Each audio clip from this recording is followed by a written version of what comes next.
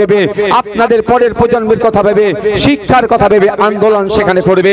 8,500 শিক্ষা প্রতিষ্ঠান বন্ধ করতে দেওয়া যাবে না। নতুন করে যাতে শিক্ষা প্রতিষ্ঠান গড়ে তোলা যায় তার আন্দোলন, শিক্ষার আন্দোলন দেশের আইনসভার মধ্যে আক্তার রহমান বিশ্বাস করবে, আপনাদের জন্য করবে। এবার আপনারা ভাবুন কাকে ভোট দেবেন।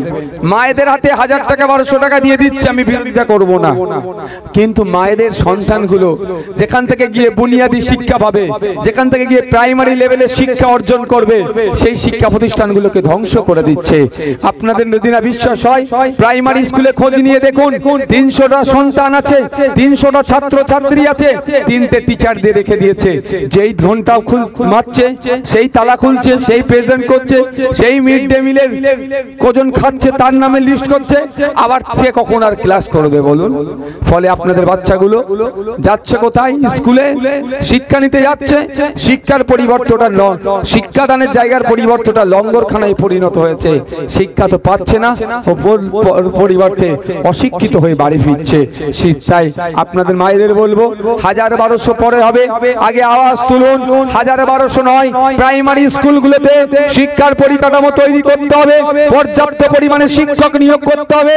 হাই স্কুল থেকে শুরু করে উচ্চ শিক্ষায় যাতে সংখ্যালঘু পরিবারের ছেলেমেয়েরা, দলিতের ছেলেমেয়েরা, আদিবাসী ছেলেমেয়েরা, পিছড়ে বর্গের ছেলেমেয়েরা যারা এখনো সমাজে পিছিয়ে আছে তাদেরকে রিজার্ভেশন দিয়ে তাদেরকে উচ্চ শিক্ষায় শিক্ষিত করার দায়িত্ব সরকারকে তুলে নিতে হবে। কিন্তু দুঃখের বিষয়, অপদার্থ সরকার এটা করছে না।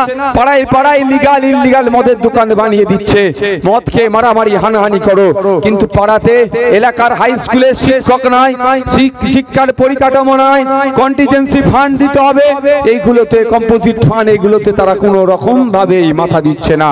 কিভাবে অশিক্ষিত করা যায়, কিভাবে শিক্ষা প্রতিষ্ঠানগুলো বন্ধ করে লাঠিয়াল বাহিনী তৈরি করা যায়, তার দিকে সরকার বেশি ঝুঁকছে। আর অপদার্থ বিজেপি সরকার এর বিরুদ্ধে কোনো কথা বলছে না।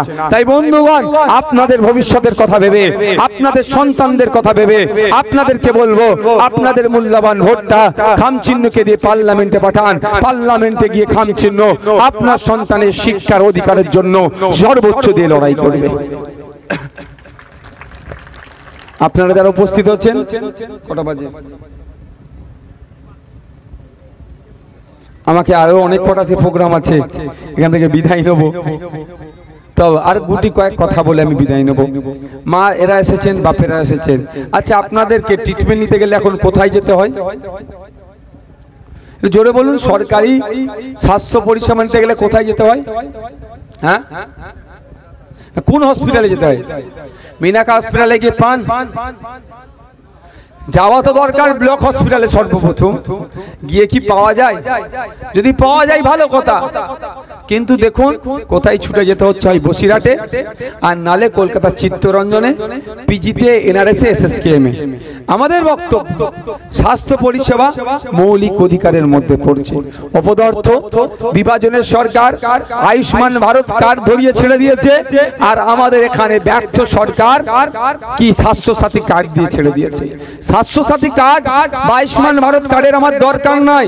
আমি নাগরিক, আমার চিকিৎসার প্রয়োজন হয়েছে, চিকিৎসা পরিষেবা নেব, সরকারের দায়িত্ব হচ্ছে বিনামূল্যে আমাকে ব্যবস্থা করে দেওয়া। কিন্তু দুঃখের বিষয় সেটা হচ্ছে না।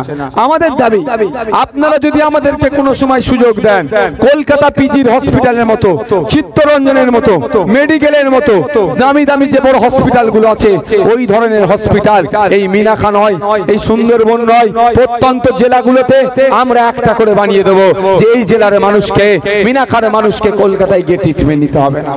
আর এখন আপনারা যদি আমাদেরকে পার্লামেন্টে পাঠান, আমি আপনাদের জন্য বলছি, পার্লামেন্টে গিয়ে আক্তার রহমান বিশ্বাস পার্লামেন্টে গিয়ে খাম প্রতীক নিয়ে আপনাদের এই কথা বলবে, সবকা সাথ সবকা বিকাশ বললেও আদানি আম্বানিদের সাথ দিয়ে গুজরাটের বিকাশ করছে, বাংলার বঞ্চনার শিকার হচ্ছে। বাংলার মানুষের স্বার্থে, মিনাখার মানুষের স্বার্থে, বসিরহাটের মানুষের স্বার্থে, এই বসিরহাট সাব ডিভিশনে যাতে উন্নত মানের এমস এর মতো একটা নামি দামি সরকারি হসপিটাল করে, তার চিৎকার আক্তার রহমান বিশ্বাস দিল্লিতে গিয়ে করবে। আপনাদের এটা আমি আশ্বস্ত করতে পারি। শেষে বলবো, হেভি সংখ্যায় মায়েরা এসেছেন।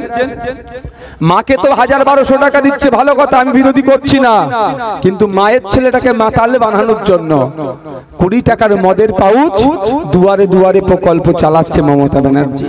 তাই মায়েদের বলবো, আপনারা আওয়াজ তুলুন, সাথে সাথ মিলান, গলায় গলা মিলান। আর যদি আগামী দিনে মায়েরা আমাদেরকে দায়িত্ব দেন, রাজ্য পরিচালনার দায়িত্ব, মায়েদের স্বার্থের কথা ভেবে 1000-1200 নয়, আমরা মায়েদের হাতে কাজ তুলে দেব। মা মায়ের উঠোনে এলাকা থেকেই যাতে কাজ করে মাস গেলে 5-7 হাজার টাকা ইনকাম করতে পারে, তার পলিসি পশ্চিম বাংলায় আইএসএফ নিয়ে আসবে। শুধু এটা নয়, এটা করে মায়েদের জন্য ক্ষান্ত হব না, মায়েদের সন্তানদের পড়াশোনার দায়িত্ব তুলে নেব, সাথে সাথে স্বাস্থ্যের দায়িত্ব তুলে নেব, স্বাস্থ্য পরিষেবা যথাযথভাবে আমরা প্রদান করব। আর সব থেকে গুরুত্বপূর্ণ যে কাজটা মায়েদের জন্য করব, আমরা আপনাদের কথা দিয়ে যাচ্ছি, এখানে আগামী দিনে যদি রাজ্য পরিচালনার দায়িত্ব আমাদের হাতে মায়েরা বাপেরা তুলে দেন, আপনাদের কাছে আমি এখানে প্রতিজ্ঞাবদ্ধ হয়ে যাচ্ছি, পবিত্র ভূমি থেকে আপনাদেরকে জানিয়ে যাচ্ছি, আমরা ক্ষমতায় আসলে আর 5টা গুরুত্বপূর্ণ যে কাজ থাকবে, তার মধ্যে অন্যতম গুরুত্বপূর্ণ কাজ হবে সারা রাজ্যে লিগাল ইললিগাল যত মদের দোকান আছে সবটাই আমরা বন্ধ করে দেব। মায়েদের বলছি, চুপচাপ যাবেন, খাম চিহ্নে ভোট দিয়ে আমাদেরকে আগামী দিনে নিয়ে আসুন। আজকে মমতা ব্যানার্জি সরকার 2011 সালের আগে বলেছিল মুসলমান খাতরে মে হ্যায়, মুসলমান খাতরে মে হ্যায় বলে ভোট চেয়েছিল, কিন্তু দুঃখের বিষয় খাতরা থেকে খাতরা মুক্ত তো দূরের কথা, নতুন শিক্ষা প্রতিষ্ঠান তো দিয়া তো দূরের কথা, তার পরিবর্তে কি করেছে, আপনার বাড়ির ছেলেগুলোকে, আপনার পিতাকে, আপনার সন্তানকে, আপনার জামাইকে, আপনার বাড়ির পুরুষ সন্তানকে, পুরুষ সদস্যকে মাতাল বানাবার জন্য লিগাল ইললিগাল মদের দোকান বুতে বুতে খুলে দিয়েছে। তাই যদি আমাদেরকে সুযোগ দেন মায়েরা, আমি আপনাদেরকে বলে যাচ্ছি, বাপেরা আপনাদেরকে বলে যাচ্ছি, মদ মুক্ত বাংলা করব, টোটাল মদের দোকান বাংলা থেকে আমরা বন্ধ করে দেব। এবার আপনার হাতে নির্ভর করছে, আমি তো জোর জবরদস্তি করতে পারবো না বন্ধুগণ, আমি জোর জবরদস্তি করবো না, রাতের অন্ধকারে 2000 টাকা বিরিয়ানির প্যাকেট বা ধমকি চুমকি আমি দেবো না। তবে একটা কথা বলবো, রাতের অন্ধকারে 500 থেকে 2000 টাকা যদি কেউ নিয়ে এসে বলে অমুক সিম বলে ভোট দিতে, ছাড়বেন না, নিয়ে নেবেন। ও আপনাদেরই টাকা ঘুরে আসছে, ওটা ছাড়বেন না, নিয়ে নেবেন, কিন্তু সকালবেলা যাবেন, চুপচাপ গিয়ে খাম চিহ্নে ভোটটা দিয়ে দেবেন।